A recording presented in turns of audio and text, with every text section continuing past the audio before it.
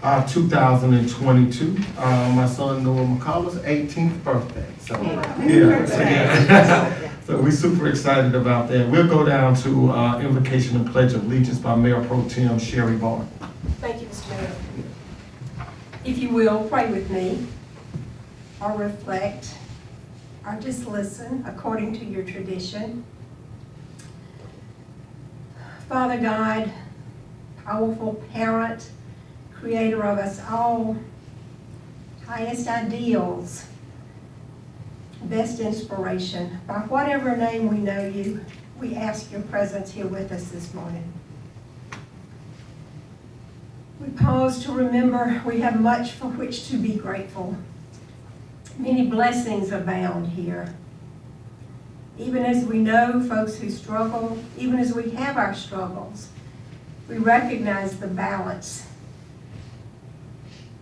and that we have so much for which to be grateful. We open to remember that. As we remember, there are many who are suffering, those among us and those further away. We open our hearts to those in war-torn places, people fleeing, people being forced to be at war, aggressors and victims. We open our hearts to that suffering. We open our wallets as we feel led to try to relieve suffering wherever it appears. We are appreciative of many blessings. We ask continued blessings. We ask that we remember to be open, to work together for the good of us all. May that ever be so. Amen. Amen. And blessed be. Allegiance to the flag of the United States of America and to the republic for which it stands, one nation, under God, indivisible, with liberty and justice for all. We'll move down to public comments. Do we have any public comments? No, Mayor. All right, we'll move down to agenda item 4, consideration of a motion to approve the consent agenda. Consent agenda consists of item A, which is the approval of minutes for our March 15th council minutes and executive session, and item B, which is consideration of a motion for approval of surplus and disposition of a 2005 New Holland tractor and a 2009 F-150 in the Public Works and Engineering Department. Is there a motion to approve? Is there a second? Second. All those in favor? Aye. We move down to agenda item 5, consideration of a motion to approve an emergency purchase by the Statesboro Fire Department for a natural gas HVAC system from Miller, Georgia Mechanical Heating and Air to replace the current system at Station 1 in the amount of $41,250. Mr. Penny. Mayor, members of the council, we consider an emergency. The air conditioning unit in the housing portion of the fire station is gone, and so with temperatures going up, obviously it'd be unbearable because our firefighters are there 24/7. And so this company provided this system. Again, it's a gas system, and we would recommend that you approve the emergency purchase of this air conditioning unit. All right, thank you, Mr. Penny. Is there a motion to approve? So moved. Is there a second? Second. All those in favor? Aye. All right. All right, we'll move down to agenda item 6, which is public hearing and consideration of a motion to approve the first reading of Ordinance 2022-02, or Ordinance amending Chapter 2 of the Statesboro Code of Ordinances establishing the Greenbrier Borough Commission. Is there a motion to open the public hearing? So moved. Is there a second? Second. All those in favor? Aye. Kane, if you will. Mayor and Council, at the March 15th work session, y'all directed me to draft ordinance revision in order to create the Greenbrier Borough Commission. It is the first reading has it as a Section 2 authority board or committee, just like the others, such as One Borough and Works or the Youth Commission. And so it's set up in the same way. It would be 9 members, Bullitt County residents. 5 would be appointed for a 2-year term, The other 4 would be appointed for 1-year terms, so we'd have staggered terms in there. And the scope of authority of the Greenbrier Commission would be to prepare studies, reports, strategies, education efforts, and/or programs for the purpose of informing and advising the governing body on policy matters related to best municipal practices for environmental sustainability. So they would have the authority to bring reports to council, to mayor and council for consideration of, and this would be first reading, and if there are no substantive revisions, it would be put back on the April 19th agenda for final second reading and approval. Okay. Thank you, Kane, for that insight. Is there anyone here to speak for this request? Is there anyone here to speak against this request? Seeing that there is none, is there a motion to close the hearing? So moved. Is there a second? Second. All those in favor? Aye. All right, we would like to open this up for council discussion. So we can maybe just clarify with Kane the process. This is first reading, no objections, it passes today. Can we come back in 2 weeks? If there's no objections, it passes. And then we'll be ready to open up the application process, maybe through the month of May, and appoint folks by the end of May, 1st of June. Does that look like the timeline? That does look like so. Great. All right. Any further discussion by council? Seeing that there is none, Councilmember Barr, would you like to make the motion to approve? So moved. All right, is there a second? Second. All those in favor? Aye. All right, let us show that agenda item 6 has been read and passed. We'll move down to agenda item 7, consideration of a motion to approve resolution 2022-13, a resolution amending the job position classification and compensation plan, updating the pay grade of the communications supervisor and reclassifying the communications officer to an assistant communications supervisor in the Sboro Police Department. Mr. Penny, if you'll give us a little insight. Mayor, members of the council, if you remember during the course of this fiscal year, I came forward with a recommendation from the police and fire department to create, to add additional staff to the communication center, because before that time, the fire department was being dispatched as a part of the 911 center. And we believe it's more efficient to have our communication center manage a fire scene. And we came forward to you and we asked you to allocate anywhere from six to 8 additional dispatchers. Well, by doing that, what we created a span of control that's really larger for one person to be able to manage about 15 people. So with that, what we after looking at the job evaluation, we believe that the communication supervisor position should be upgraded, but to also assist with the management of the staff, we would recommend creating that assistant communication supervisor's position. We had the Condrey and Associates to look at the recommendation, and so that's why we're here before you today. We are adding the additional staff. The communication center should be hopefully fully staffed by July 1, and we would recommend you approve these new classifications. Any discussion by council? All right, seeing that there is none, is there a motion to approve? So moved. Is there a second? Second. All those in favor? Aye.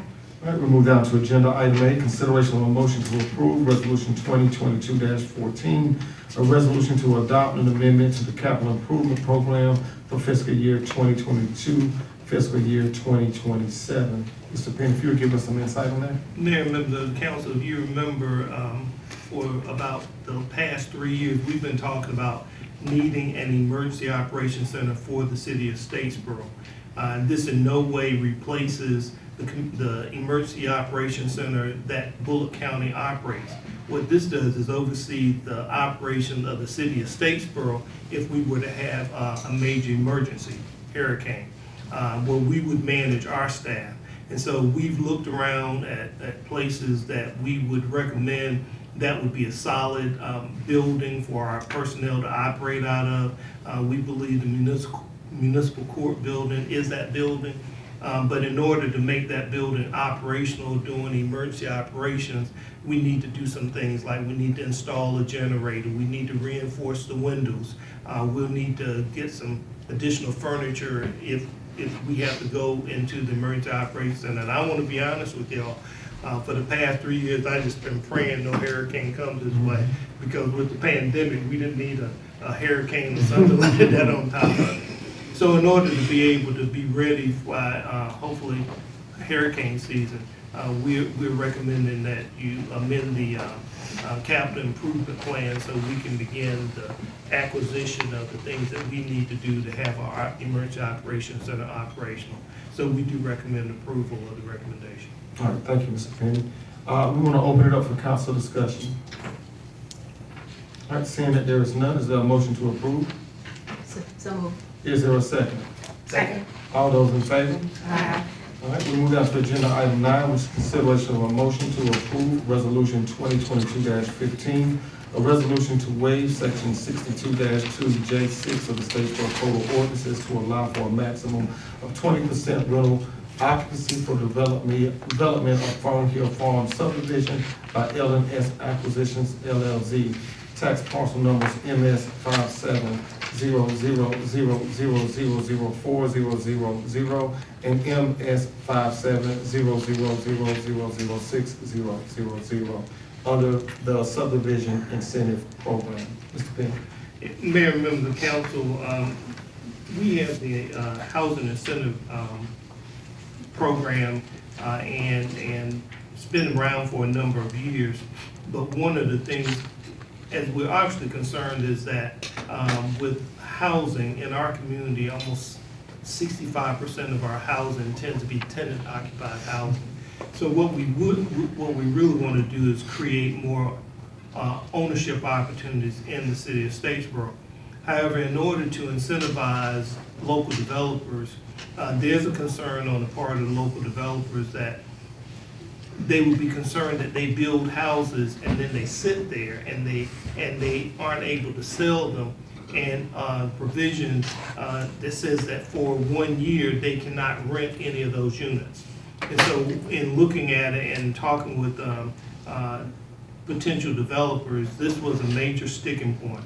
We mentioned this at the retreat, that we needed to look at setting some number that they would be able to at least get some of those houses occupied in that first year. And so we believe the percentage of 20% of those units would be a reasonable number. We would say to you that our plan is to look at the overall ordinance and to come back to you. But in the meantime, we have a project that has been approved for incentive grant. However, without this modification to the agreement, they're not going to move forward. And in our market, housing is a tight market, and single-family housing is a premium. And so with that, we recommend this modification to this agreement in order to be able to move forward with the incentive program and to get this project moving. We'll open it up for council discussion. Seeing that there is none. Mr. Penny, what processes do we have in place to ensure that only 20% of these houses would be rented? Do we have any processes? How do we monitor this? And are we doing anything like this? Well, and I'm probably gonna need Jason to help me out. This is the first time we've made this modification. And again, we don't just automatically give the developer the money right up front. And so that would be our best way to monitor that they comply with that 20% number. Again, the project that we're bringing forward to you is 80 lots. So in essence, you're talking about 20% would be 16 of those lots that would be allowed to be used for rental units.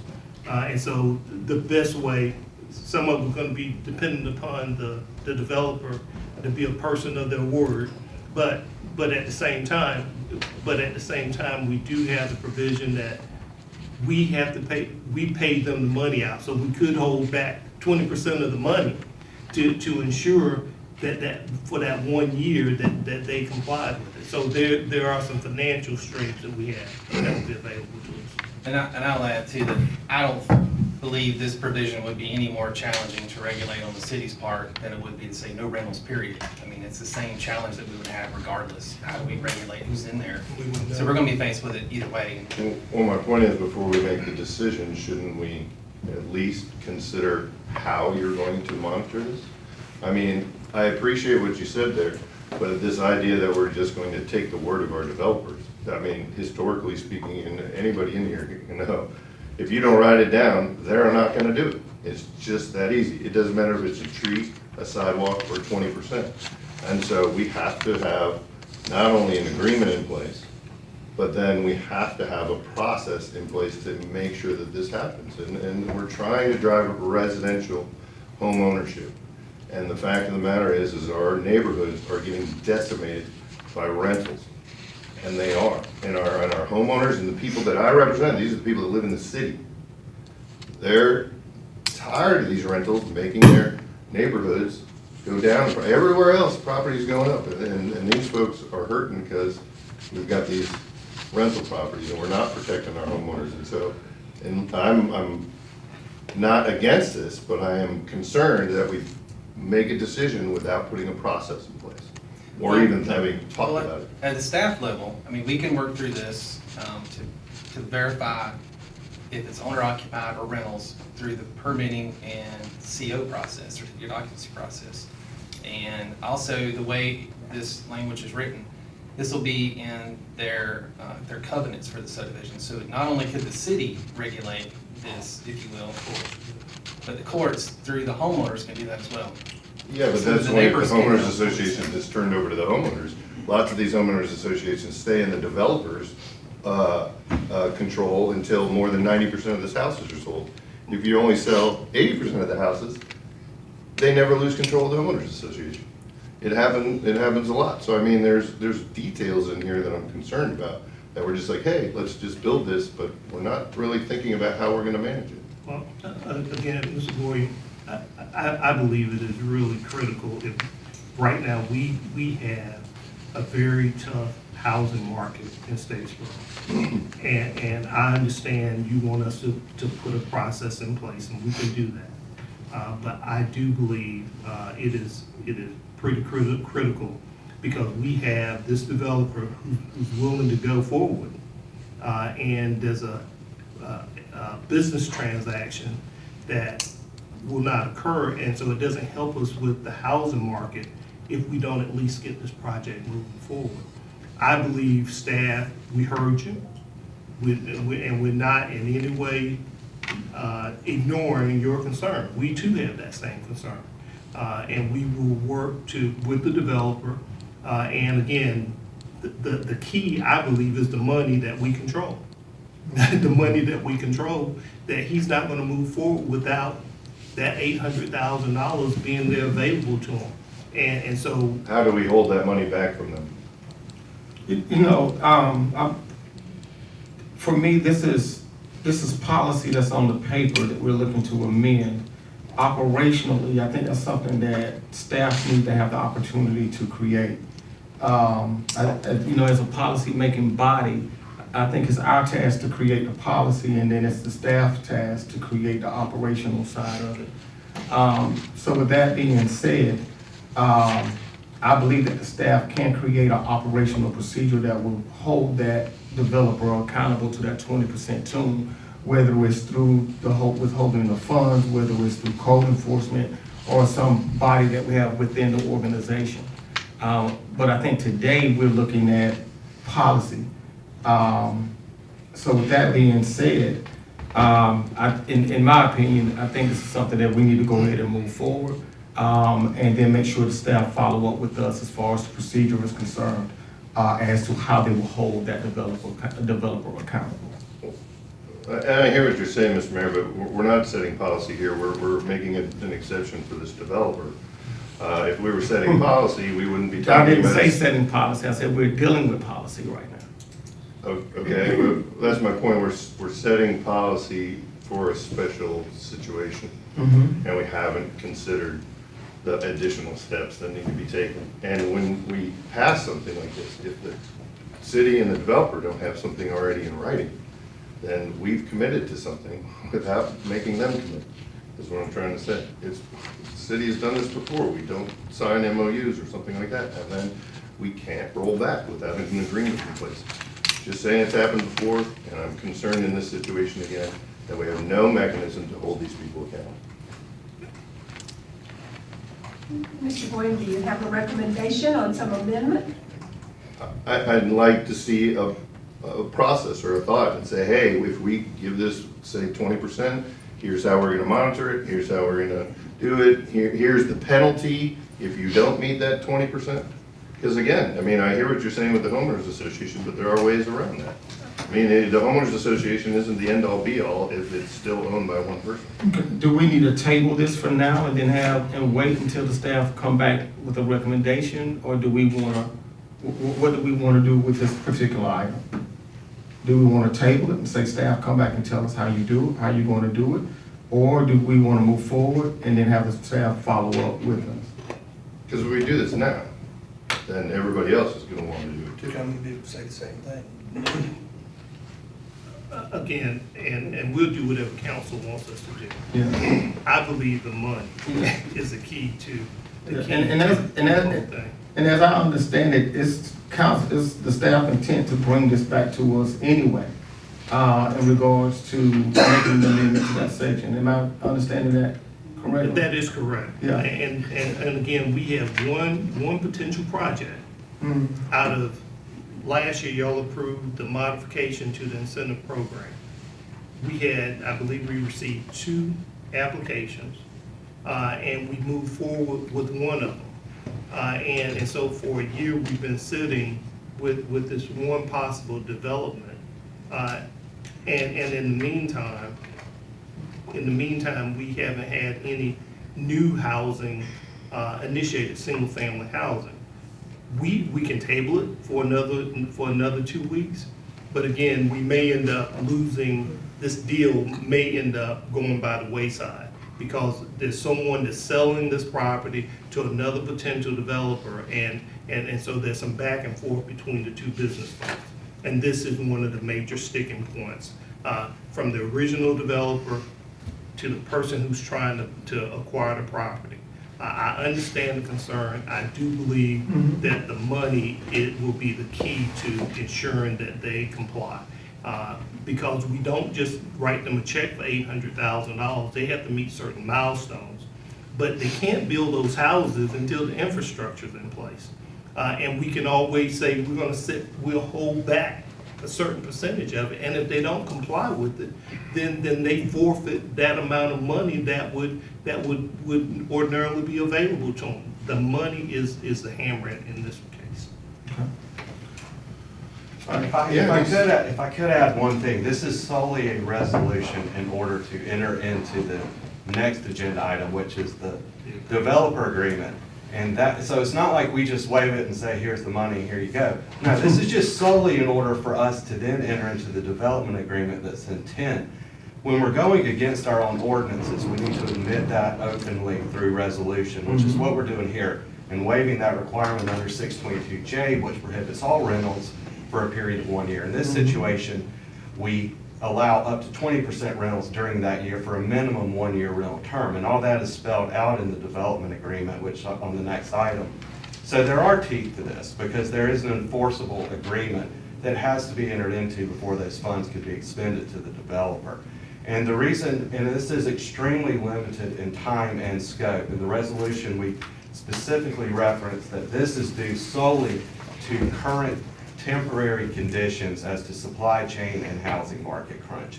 And in this situation, that's why we have this resolution to go against our own ordinance in order to enter into the development agreement in item 10. Any further discussion by council? All right, seeing that there's no further discussion, is there a motion to approve? So moved. Is there a second? Second. All those in favor? Aye. All right, any opposed? Okay, All right, so is that 4-1 or 3-2? 4-1. Okay, just want to make sure. All right, so we'll move down to the next item. Item 10, consideration of a motion to approve a development agreement between the city of Statesboro and Ordinance Acquisition, LLC, for installation of public infrastructure for the development of Farmville Farm subdivision by LNS Acquisition, LLC. The tax parcel numbers that I read in the previous section under the subdivision incentive program.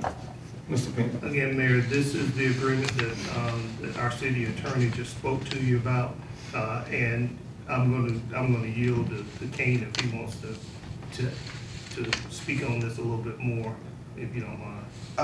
Mr. Boyles? Sure. We passing it around. Yeah, He's been more, he's the point man on this. No, it's fine. So we've been, as Mr. Payne noted earlier, back in October, I believe, in August, we originally had a developer, East Mid Properties, brought forth the development to the city for development of an 80-lot subdivision off Lakeview Road. We've since, and then we subsequently received, that PUD was approved, establishing the preliminary plat for that development. We subsequently received application to the incentive program from that developer for all 80 lots under the subdivision incentive program. The developer went out to bid with infrastructure costs for roads, water, sewer utilities, et cetera. Received those bids back through the competitive bid process, determined that the costs for development were too high, and they tabled their development. Subsequently, LNS Acquisitions has entered into agreement to purchase the property and the development of the subdivision from East Smith Properties, and has amended the original application to the incentive program for their receipt of these funds. The development agreement that's before you today was drafted. It closely resembles previous development agreements that we've had before this council for other subdivisions that have received incentive funds, those being Myrtle Crossing, Moss Creek, and Pepper Ridge. And so this item has been placed before you for development of 80 lots for LNS acquisition and the Farmville Farm subdivision. I'll take any questions you may have. All right, thank you, Jason. All right, we're gonna open it up for discussion for council. Does the developer have to build the houses in order to get their money back from the infrastructure? They do not. They have to complete all of the infrastructure itself. So all the incentive money is given to them after they build the roads, but before they build a single house? Correct. But we can make a recommendation to amend that, to Yeah, hold back. that's right. It So counts. maybe we need to add that to this agreement, the section that says that we would hold back 20%, that would be paid out as they comply with that section about not going beyond 20% for single family. Now, that might be a deal breaker. Well, I will say though that, let me back up. So the development agreement holds them to option 2, which states that they have to place a bond or letter of credit.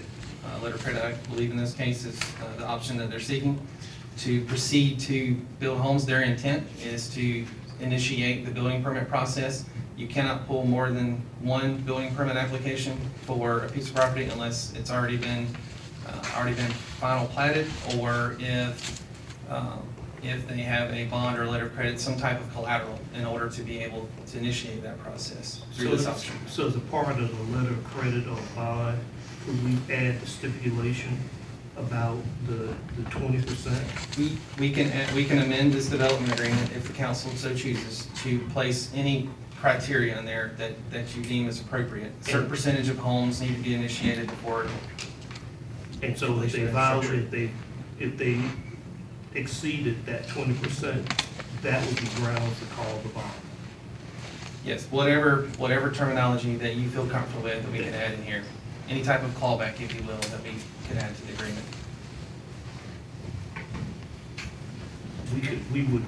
I would recommend, Mayor and Council, that we create that clawback and put the provision in this agreement, and that as part of the bond, if they fail to meet the 20% or they exceed that percentage, that would be grounds for calling the bond. And that way we would be able to recover a portion, our funds that we committed to the program. Any further discussion by council? I'm sorry, a lot of this is new to me, but I'm not following how the 20% comes into effect when it's just a lot, when the house isn't built yet, which is where most of the money. However, Ms. Barr, what happens, they have to have a bond for the installation of all the infrastructure. So for some reason, if the developer walks away, we can call the bond and we can complete the infrastructure in that development. So what we're recommending is putting a provision that will add an additional provision as a part of that bonding that says that they cannot exceed the 20% for rental property, and that's for the first year after that subdivision is built. And then after the 1 year is up, then it goes away anyway. Okay. Yeah, so the 20% rental is in the agreement, but if the council chooses to have other language in there that binds them to a certain number of homes that have to be under construction, permitted, et cetera, whatever you're comfortable with, to ensure that homes are initiated. So I believe that's your point, correct? How do we No, hold my them? point was our incentive program, the way it's set up, reimburses you once you're done with the infrastructure, Right. regardless if you built the homes. So, Right. how, in this case, with our policy, if this developer builds all the roads, they are entitled to their compensation. Right. Period. There is no way to hold them to that 20% because they get the money back if they finish the roads. And that bond, which you're talking about, is not related to the houses, it's only related to the For the infrastructure. infrastructure, but whatever. Correct, so if they build all the curbs and all the roads and everything, storm drain and everything else, they don't have to build a single house. They get all their money back. Well, they And don't get that's all their what's money in back. place. That's the policy that's in place. And so if we're gonna change that policy, we need to think about that because we're changing it for this specific instance, but we're changing the policy. We're essentially saying, you know, but we don't have any enforcement. There's no way to enforce it. This particular thing doesn't enforce it because, again, they're entitled to their money once they're done with the roads before they build a single house. So they're not getting all their money back because the development cost is $2.7 million based on the engineer's costs. Sure. And so they're still hung out there for the balance of that infrastructure cost and the cost of acquiring the property, Sure. purchasing the property. Right. So financially, they're motivated to build homes or sell lots. Well, yes, but my point is they get their incentive money by finishing the roads, not by finishing the home. That's right. Yeah, So we're but- incentivizing And the they're- infrastructure. and we're not the trying to put a homes. 20% occupancy requirement on something where they get the money back first. It If it's a- doesn't make any sense. It's a 2 it makes sense if you, well, I put it like this, if I'm building a $2.7 million project, and I only get $800,000 out of that project, I'm still in the whole $1.9 million. I'd be damned if I'm gonna not work to get my money back out of that. They still in the hole for $1.9 million. That's the infrastructure cost, right? That's just infrastructure. That's just not the land. infrastructure. So Right. you in the hole, so infrastructure is not gonna bring that developer any money. Yeah. Yeah, so ultimately, their goal the reason for building the house is for that development, that neighborhood to be profitable. Yes. Yeah, and so why would you sit there and take $800,000, walk away from the project, and you've lost $1.9 million? That doesn't make any sense. Right, so why, if you build these houses and can't sell them, what would prevent you from just renting out 40% of them? Well, here's. Nothing. They got their money back already. There's no financial incentive. No, they to have prevent not them. got their money back. Of They course, lost the they- $1.9 million. Can I- That's their investment.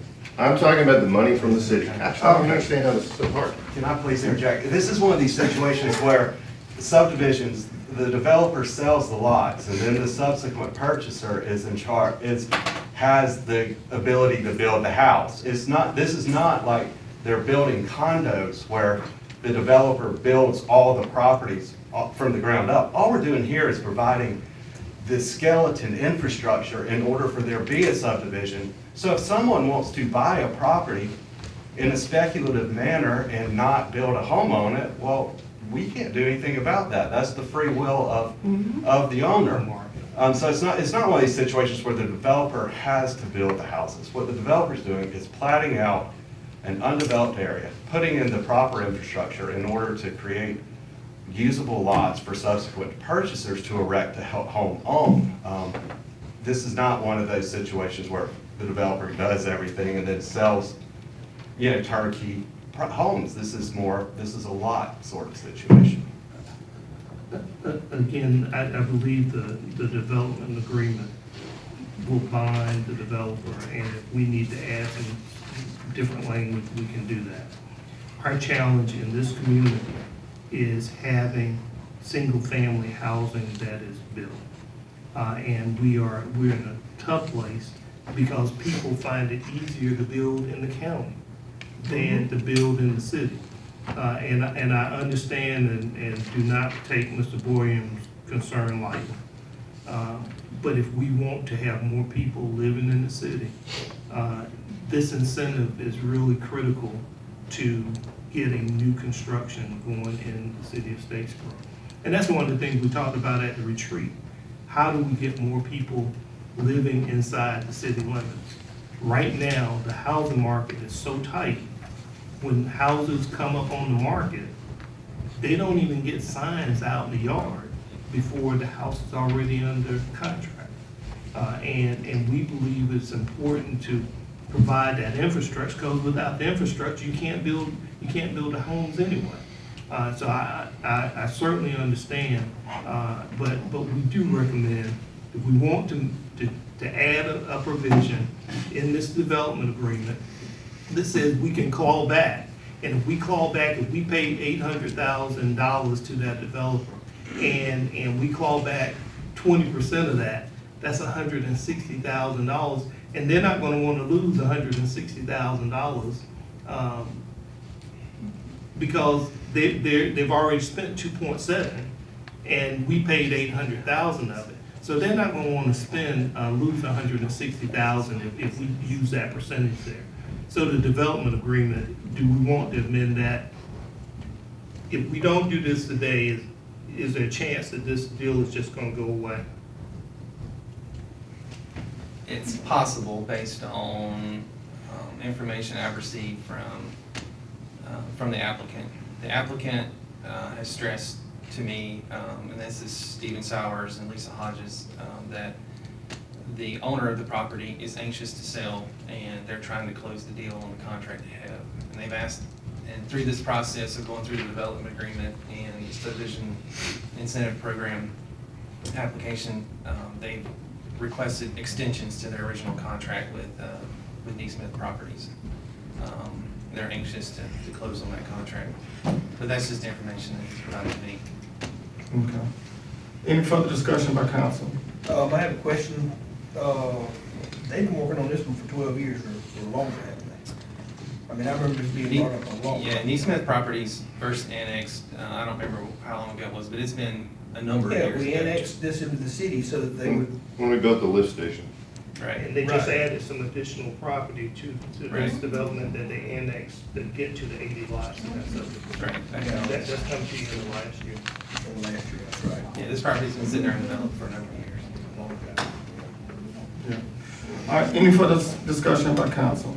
I know we're belaboring this, but help me understand a little bit more about the provisions, how we've written this incentive to increase the chances of home ownership as opposed to rentals. So each house as it's built is done individually, so how do we, as soon as a house is built, there's a year's term that they're supposed to try to sell it before they can rent it, but now we're saying that up to the first 16 could be rented first?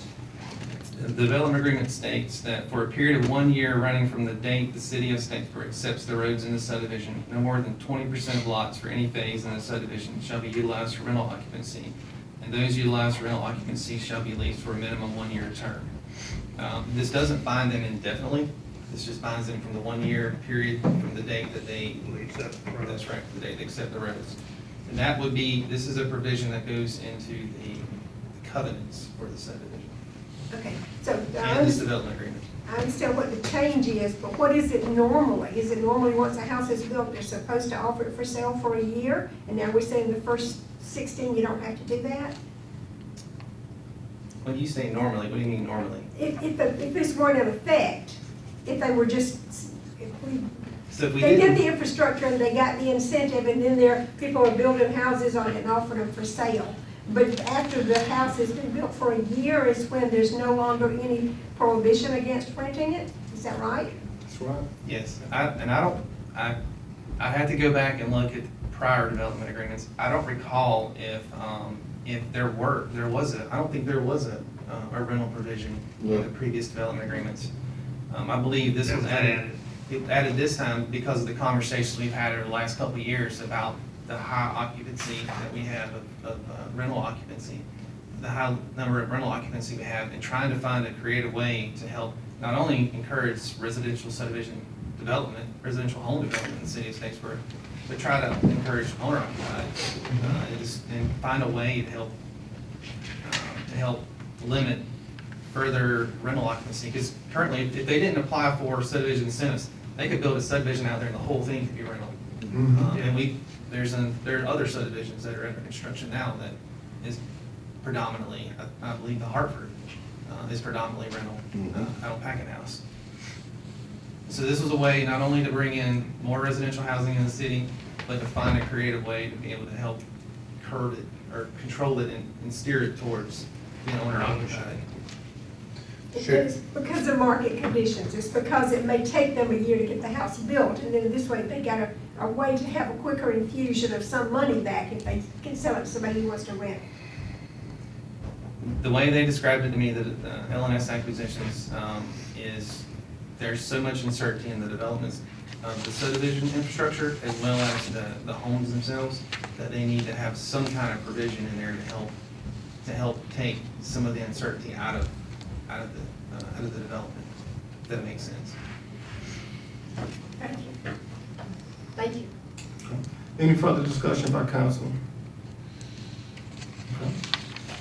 All right, is there a motion to approve with, the identified amendment, per Mr. Penny? So moved. Is there a second? Second. All those in favor? Aye. All those opposed? Nay. All right, we move down to agenda item 11. Consideration of a motion to award contract to Sykes Brothers Incorporated in the amount of $1,088,424.05 for the annual resurfacing project, and approval to spend up to the budgeted amount of $1,099,747.10 for additional work based on unit prices in the contract as bid. This project is paid by G.A. LMIG funds and 2018 SPLOST funds. Mr. Penny. Mayor, members of the council, I don't know that I can add a lot more. This is our annual resurfacing work, and obviously supply chain and oil prices has impacted the number of streets that we're able to do. But we do recommend approval of this work and the award of the contract as recommended. Okay. Any discussion by council? Seeing that there is none, is there a motion to approve? So moved. Is there a second? Second. All those in favor? Aye. All right, we'll move on to agenda item 12, consideration of a motion to approve change order 2 with Y Delta Incorporated in the amount of $33,714.79 for Stillwell Street and Zedorah Avenue intersection improvements project, and authorize the mayor to execute contract document amendments. Mr. Penny. Yeah, Mayor, members of the council, the project over on Zedorah, if you remember, we had the inter agreement with the railroad for improvements to the railroad on Zedorah, but as a result of that, we had some additional work that needed to be done, and that's what this change order is about, and we recommend approval of the additional $33,714.79. All right, any discussion by council? Seeing that there's none, is there a motion to approve? So moved. Is there a second? Second. All those in favor? Aye. All right, we'll move down to agenda item 13, other business from city council. Mr. Mayor, I've got 3 little happy highlights I'd like to share, please. Okay. I want to congratulate Alan and Elena and everybody at DSVA and Main Street on a very successful First Friday. It's wonderful to have springtime and be able to be out downtown. And the First Friday Downtown Arts was a wonderful example. Thank you for putting that on. A lot of us enjoyed it. Number two, I want to mention about the opening of farmers market. I hope many of you were there. Yes. Better than 50 vendors and over 1,000 people coming through the reopened location behind the visitor center. So congratulations to everybody who worked to make that happen. And looking forward to it continuing on Saturdays until November. So every Saturday, you can go online and order, or you can go down there Saturday morning and get your fresh produce, locally made products. Wonderful thing going on here in Statesboro. And then the third thing I'd like to mention, we're all aware of the tragedies unfolding in the Ukraine. I communicated yesterday with Alona Fountain, who's a local mortgage officer at Core Credit, and was born there. And so she and Pittman Park had kind of worked together to raise funds for relief efforts. They're going through Encore, which is the United Methodist Committee on Relief, and they've raised over $32,000. There'll be more efforts going forward, but if you're looking for a way to help out with the Ukraine, you can contact Pittman Park. And they're kind of channeling funds, and their fundraisers have been successful. So we can applaud them for doing what they can to help out over there. Okay. Anything else from? I just have a question for Mr. Penny or the staff. For individuals who are renting out properties to, other individuals, do we have some type of policy, in place to hold the individuals that are renting, the property owners? Do we have some type of policy to hold them accountable? Because I took it upon myself this weekend to just drive around and went to some of the subdivisions, not really subdivisions, but apartment complexes, and found them, under par, way subpar. I mean, below subpar. Doors are off of the apartment buildings. People are living inside. The parking areas, just holes in the road. It's just, my heart was just broken. That this is in the inside of the city of Statesboro, and individuals are living there, and it's okay. Is there something in place to hold them accountable? And the specific, I don't know the name of the area, but it's right over here behind the railroad. I don't know the name of that, but I drove. The little Mulberry Court area? Yes. That area is despicable. It is despicable. I was almost in tears, and the people are coming out side of the porch, on the porches, urging for help. They were even willing to allow me to come inside of their homes to look how, oh my God, I can't even describe how awful it was. Okay. Ms. Chambers, the best tool that we have is the code enforcement. And if you will give us the address, then we will make sure our code enforcement officers go to those properties, and they can cite the issues. And then and the good thing about the code enforcement is that the court will order improvements. And so that's the best mechanism that we have in place, and Charles and Jermaine are doing a great job, but they may not know of all the locations. But they've been working around the city pretty strongly, but if you give us those locations, we'll use that. Well, I have several of them to give you, Okay. because it is awful, and I just want to say, for my final comment, to property owners that are allowing individuals to live in these type conditions and you have no remorse, shame on you. Oh, yeah.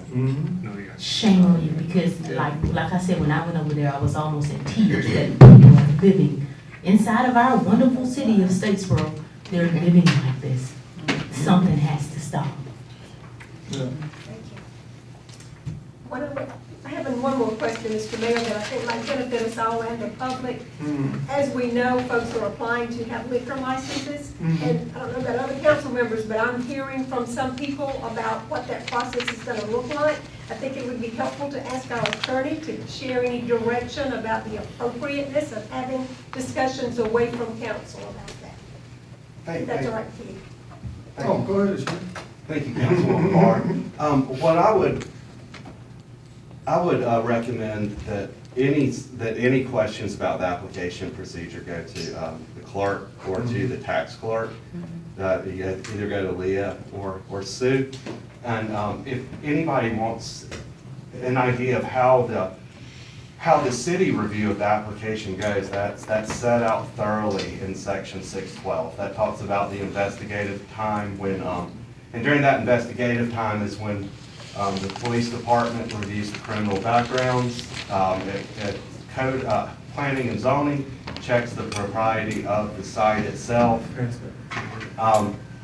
And we also review it just in totality. And what happens at that point is some applications do not even make it to council. If the issuance is prohibited, then the application does not make it to mayor and council, but the person would be notified, the applicant would be notified, and they would have the opportunity to appeal, and that's set out in section 612 as well.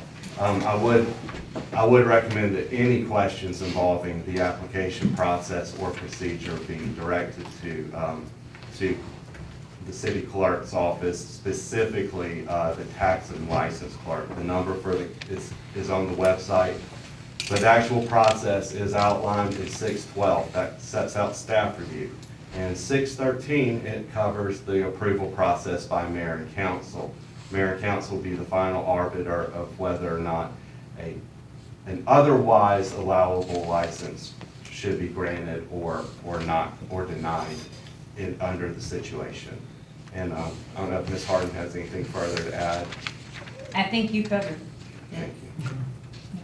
And one thing I would recommend against, in this situation especially, when you have conflicts, when you have to have 1,000 yards between applicants, I would advise those that are making the final decision not to engage in conversation with that, to avoid any image of impropriety, to avoid any personal or municipal liability, because this is going to be contentious. We have 3 areas that have multiple applicants where in those 3 areas, not everyone's going to be approved. There is going to be conflict here. And of course, I would advise y'all to stay out of that conflict and direct any questions that anybody may have regarding this process to city staff. Kane, may I ask a question? Of course. We can even consider things like the applicant's behavior and treatment of our staff with that, is that correct? Well, 613 sets out the grounds for discretion, and it is extremely broad, all the way from reputation to previous incidents, especially previous incidents with compliance, not just with the city Chapter 6 alcohol code, but also with tax issues, with all kinds of issues. Those things are considered, and those things are brought to the attention of council regarding the propriety of the applicant and whether or not a license should be granted or denied. I just want folks to remember that an alcohol license is a privilege, not a right. And our city staff is just doing their jobs, and they do not deserve to be berated or talked down to or in any other way treated inappropriately during this process. And if that comes to light, I'm telling you, I personally will consider it, whether the rest of the council does. But how you treat city staff is going to be how you treat your customers and how you treat this city. And so, shape up.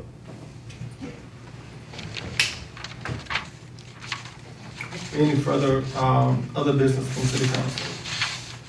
Okay. And I'm gonna put this in there. I know we deviated to a question about alcohol and so forth. But I do wanna say this, I wanna give this council this kudos.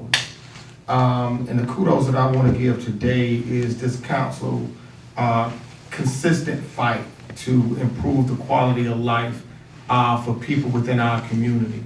Many of the issues that we're talking about, everything from the housing situations to the ordinance that we're working to get more home ownership inside of the city, improving the homes of those that's living inside of the city, and then bringing to light those individuals that's not providing healthy, adequate homes for people that call the city of Statesboro home.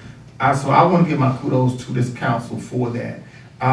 In the 4+ years that I've been here, I think that this council has done remarkable work to move this city forward in addressing these matters. And I'm just super excited for where we are today, because this city looked very different from 2018 when I came in with some of the projects that's been done, and I'm just excited about the future. I also want to give kudos to the staff. I've seen the staff go well beyond the call of duty in many aspects to improve the quality of life for the people in this city. It is of my opinion that we are in a very fortunate position as an organization to be able to serve the people of the city of Statesboro, and I'm continue to be impressed and awed by the work that's being done overall. So I just wanted to let you guys know thank you, and it's greatly appreciative, and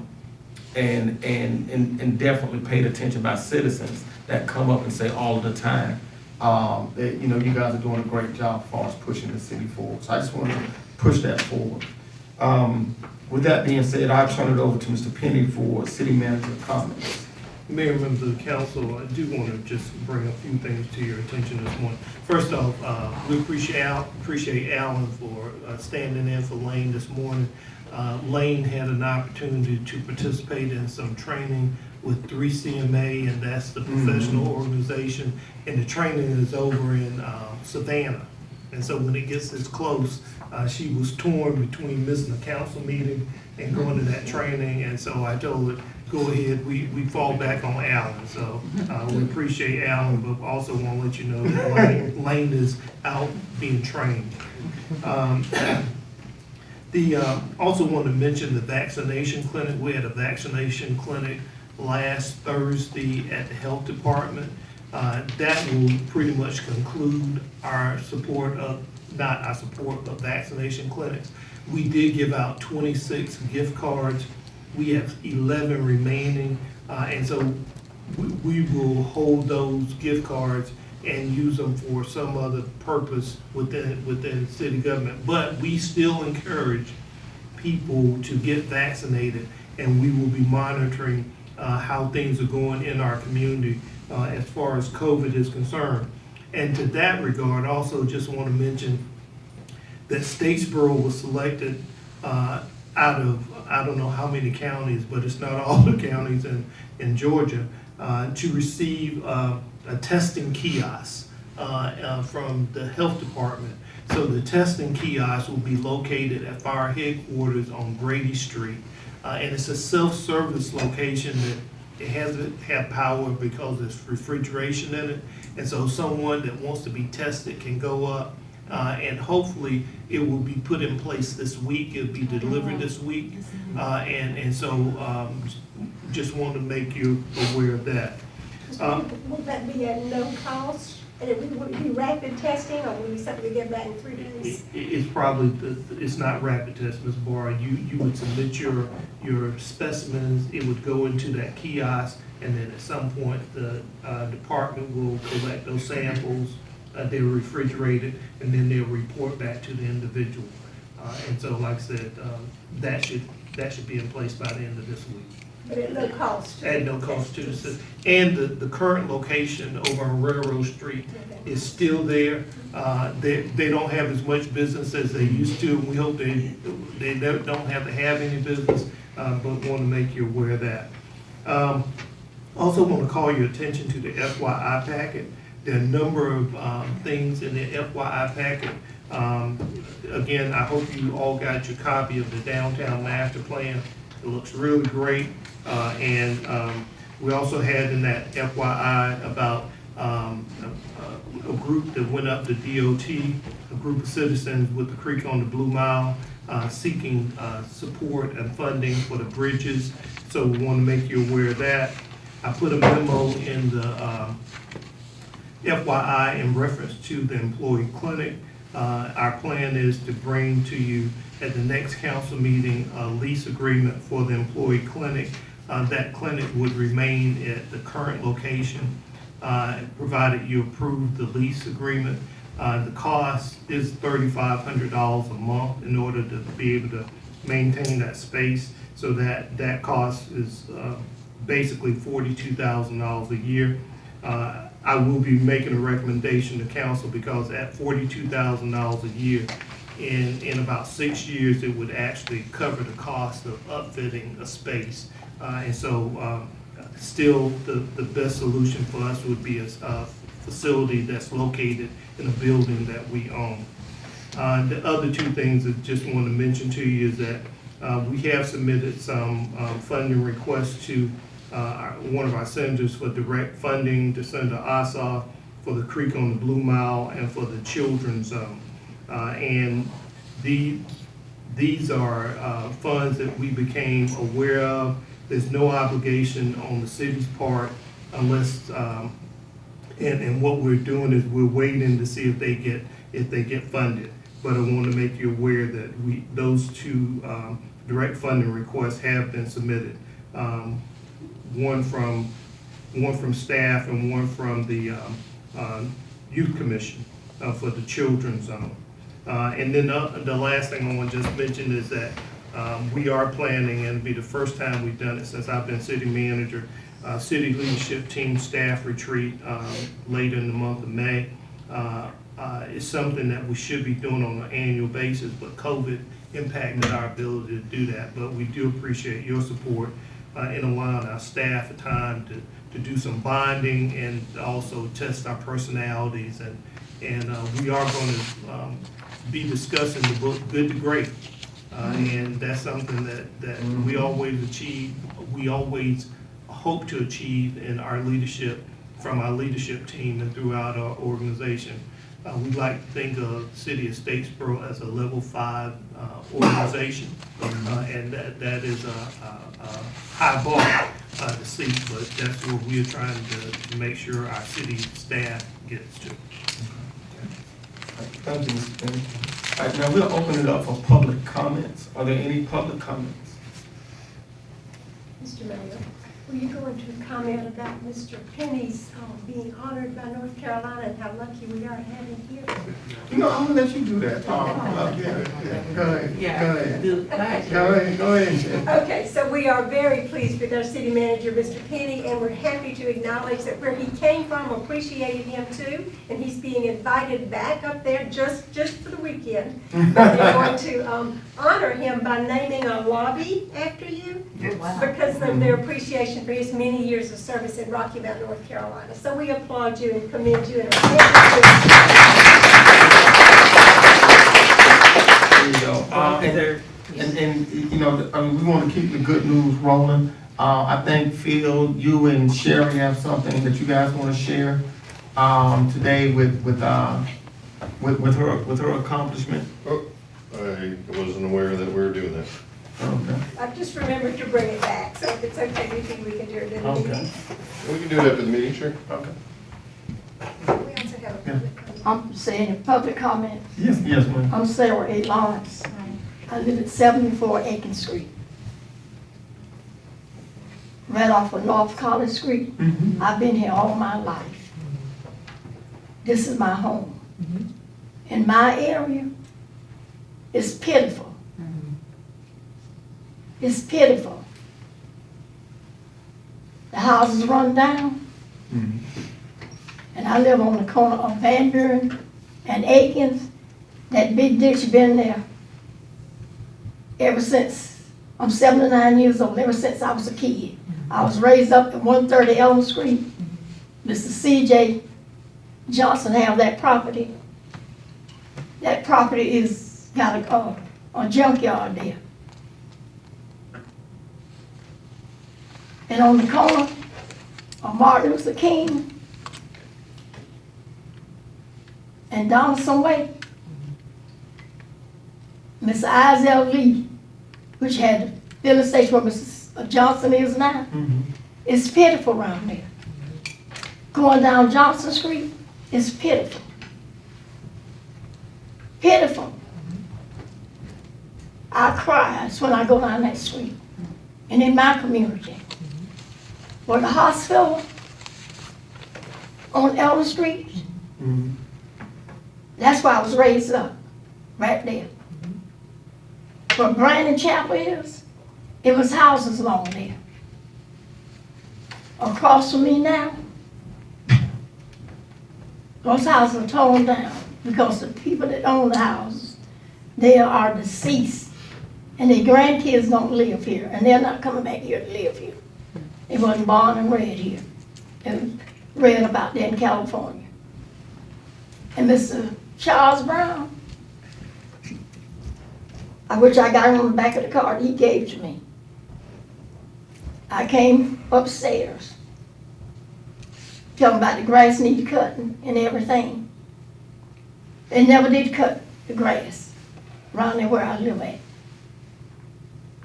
And when I was a kid, those houses was up, people kept those homes up. Those people that was renting, they kept the yards clean. It's filthy in my community. Not only my community, Pine Street. I'm retired now. I was self-employed for 48 years. Was a cosmetologist. And nothing been done.